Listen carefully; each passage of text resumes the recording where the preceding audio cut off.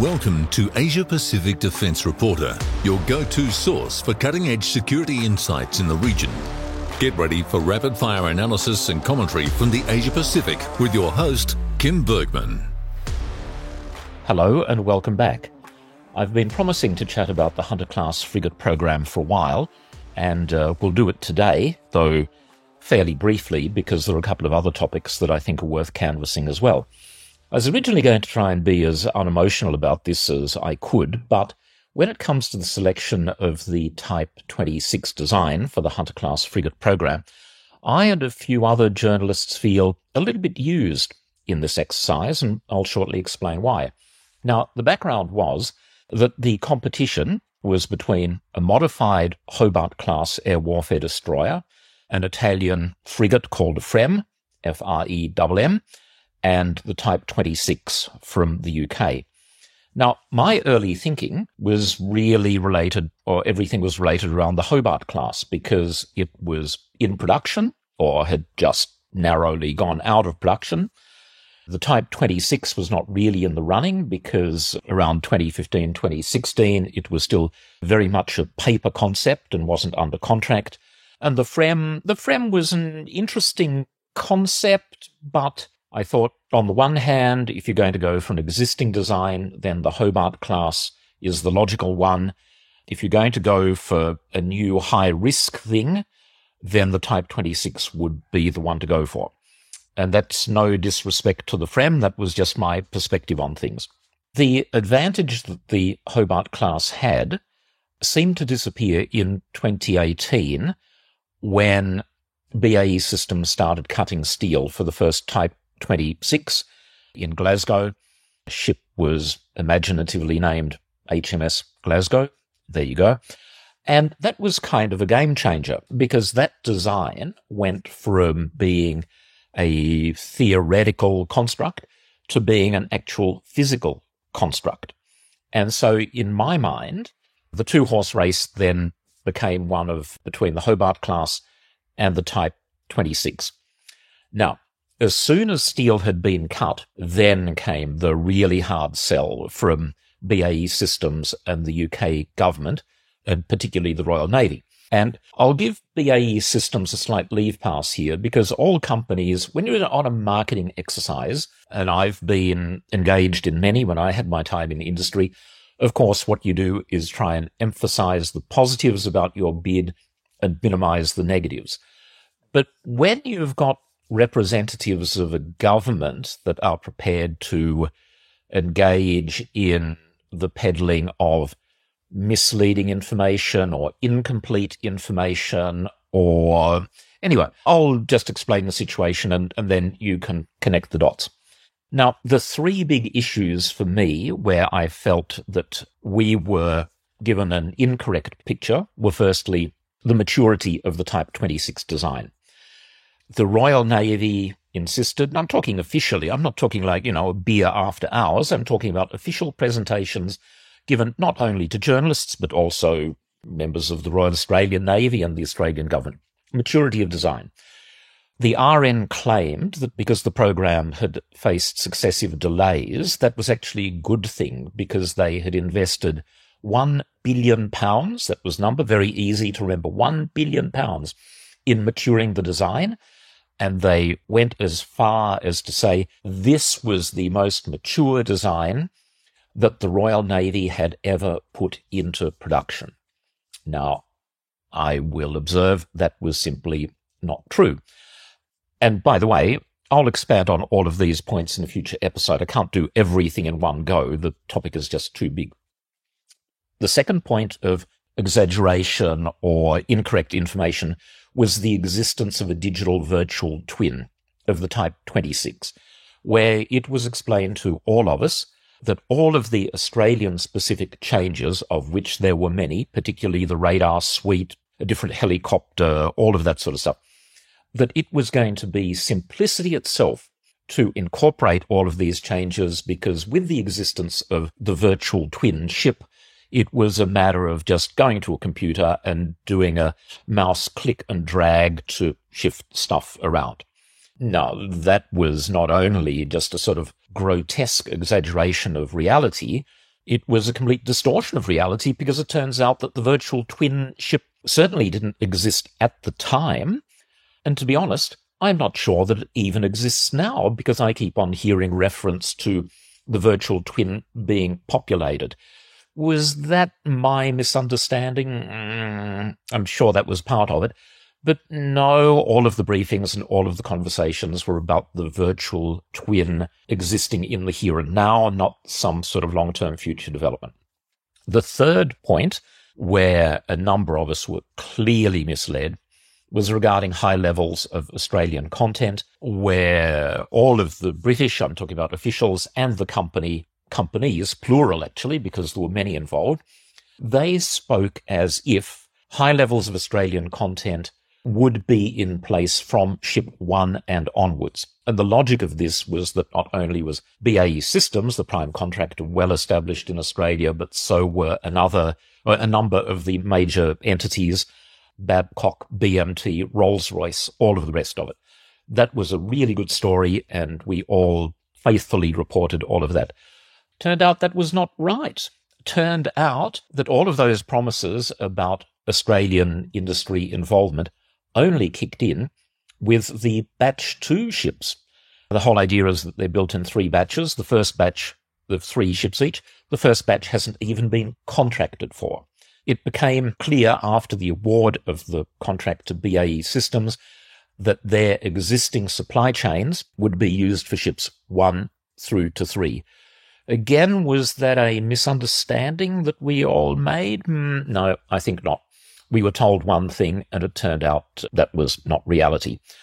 The basic point in all of this, it's okay to fool journalists. We don't have engineering resources. We don't have hundreds of people on the payroll. We don't have hugely expensive consultants that we can call in at the drop of a hat. But the Royal Australian Navy does, and CASG does. So how could it be that they were all fooled as well? That they believed all of these assurances about the maturity of the design, the ease of Australianizing it, and high levels of Australian content. I just don't get that. Now, decisions not made based on what journalists say or write, but the media does play a role, and collectively we made life, to my retrospective shame, as easy as we possibly could for the British and BAE Systems, because we assumed that all of this information was being given to us in good faith, and I now seriously question whether that was the case.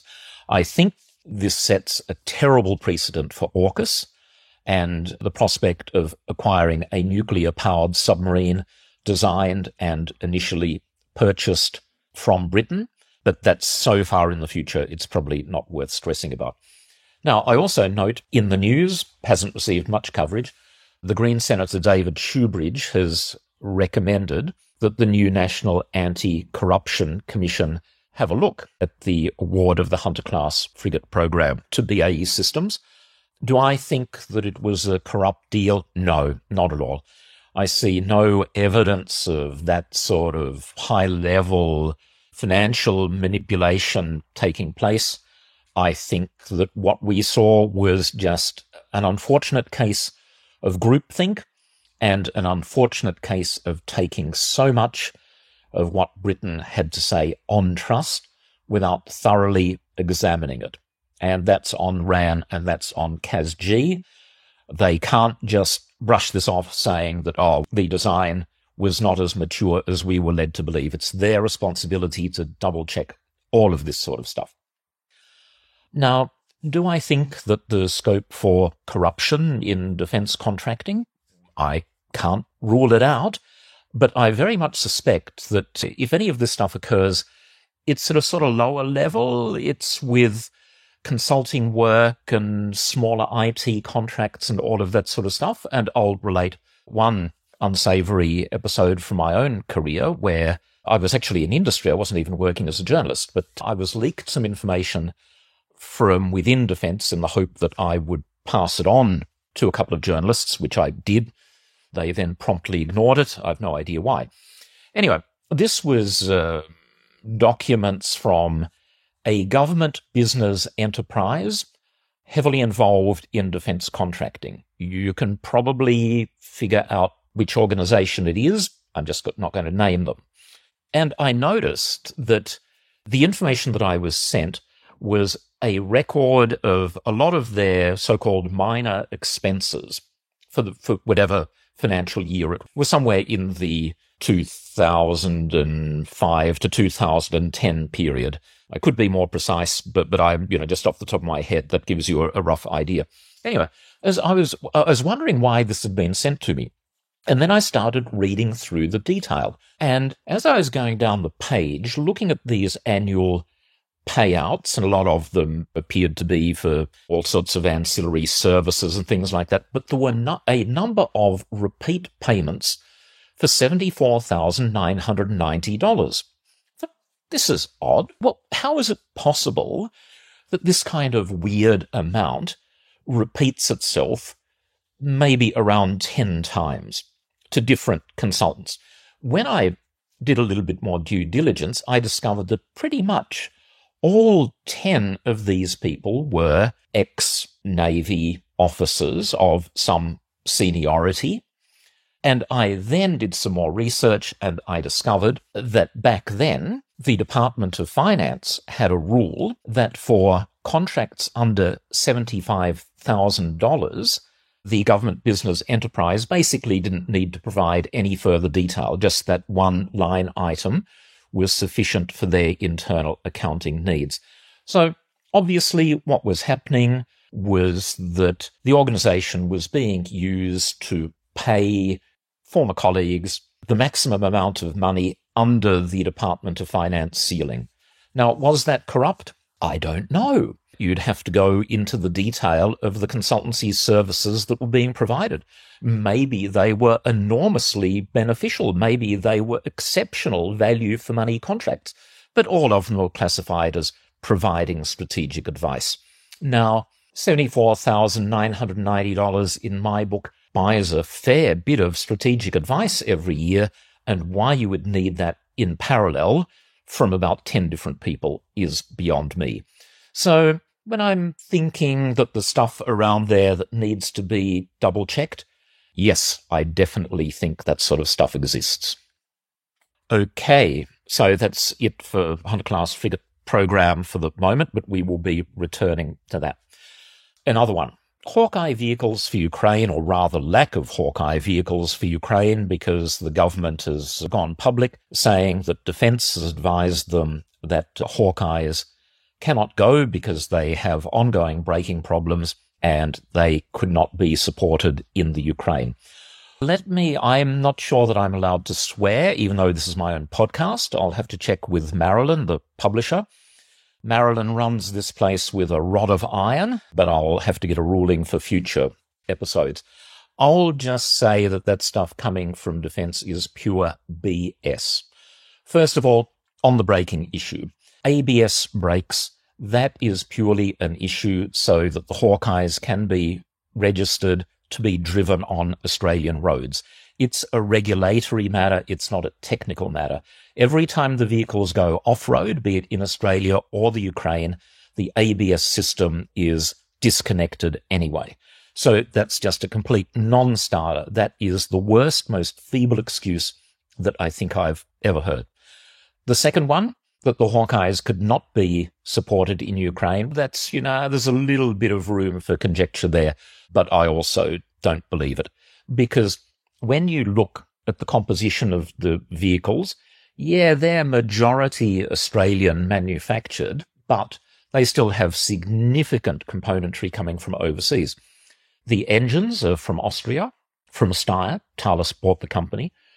The transmissions are from ZF, the German manufacturer. The add-on armor comes from the Israeli company Plasan, and there are a number of specialized components that come from the US. All of this means that it might be a little bit more difficult to support in the Ukraine than it would be in Australia, but really not that much more difficult. If there was sufficient will to make it happen, I think you could do it without a whole lot of risk. So On both of those scores, the ABS brakes and supportability in the Ukraine, I think that the information that the Australian public has been given is just plain wrong. I am reminded, however, since we're talking army vehicles and their development, just to give listeners, who might not know about these sorts of things, how painful it can be. And I'm reminded of the early developments of Bushmaster, back in the days when it was being developed by Australian Defence Industries, who were subsequently acquired by Thales, and the dry sponge test. Now, Army insisted that the external lockers of the vehicles be completely watertight. This was a fundamental design requirement. The vehicle could not be accepted until the necessary level or degree of watertightness had been achieved. And the test that Army invented was that a completely bone-dry large sponge was put in each locker. The lockers were then blasted with a fire hose for a finite amount of time. Can't remember exactly, 15 minutes or 20 minutes or something like that. If at the end of the fire hose treatment, the compartment was opened up and any of the sponges were in the slightest bit damp, the lockers had to be redesigned. This went on and on and on, adding enormously to delay and cost in the program. When there are a couple of things to remark. When the Bushmasters go off-road, pretty much the first thing that gets bashed are the lockers on the sides, and they lose their waterproof integrity. Secondly, what's wrong with just putting your kit in a plastic bag first and then putting it in the locker? But no, because Army were just so enchanted that they wanted these waterproof lockers, it really caused big problems for the program. I just use that as an illustration of just how plain silly it can get. Now, I'm going to conclude again on another one of my favorite topics, the CERTAS towed array. Last time I said it couldn't get even worse. Guess what? It's even worse. Defence have come back to me with a little bit more information confirming that the request for information process that I referred to previously was for C5012, and also that there is some sort of AUKUS connection, but they won't state what it is. The new information, I have found out that at least one Australian company, when they responded to the RFI, as well as putting in a lot of the generic information that they were asked for, also used the opportunity to put in a very detailed proposal about how Australian industry could develop and build and field a product extremely similar to CERTAS. So I know that Defence had that volume of information when they made the decision to instead go to the United States and pay $309 million to buy it from an American company. So previously, I thought that the decision was based on kind of a willful ignorance, that they just went, oh, okay, none of these RFI responses has provided enough information for us to feel confident enough to go with an Australian solution, so therefore we've got no choice but to go with the US. Just doing that would have been completely wrong. It would have been an insufficient investigation into local capabilities. But as I say, it's far worse because they had sitting in front of them a detailed proposal for doing it all here. The other things to mention with this RFI process, none of the companies received any feedback at all from Defence and Navy, none. And there was no further action requested. So when you think about the small number of people in Defence necessary to take this decision, we're probably talking about less than 20. A few senior people in Navy, a few senior people in Defence, a couple of ministerial advisors, and then presumably at least one minister, either Pat Conroy or Richard Marles, has signed off on this. So this tiny number of people collectively have agreed to transfer $309 million to the United States, effectively gutting the future of the Australian sonar industry. And you have to ask why. But it doesn't stop there. I'm going to conclude with two final points. For the American CERTAS system to work effectively, it needs to be towed behind an ultra-quiet ship. You can't just use it off crafts of opportunity and hope to get sensible results. Trust me on this. You can't just get a second-hand ship or an existing Navy craft and tow it and get results. It's got to be, as it is in the US inventory and the Japanese inventory, they're the only two other users of CERTAS. It's got to be towed behind a ship designed specifically for the task, and that is going to cost a lot of money. And finally, it's difficult not to laugh when I get to this last point. It turns out that the US version of CERTAS is obsolete, and the US has already issued a request for information to their industry for a next-generation surveillance array. So there we go. Zero Australian content, $309 million to the US for an obsolete product when we could have done it here all by ourselves. Okay, that's it for this week. Goodbye, and thank you for listening. That's today's Asia Pacific Defence Reporter. For more in-depth articles, expert opinions and exclusive interviews, visit AsiaPacificDefenceReporter.com. Stay informed, stay ahead. This is your source for all things defence. Until next time.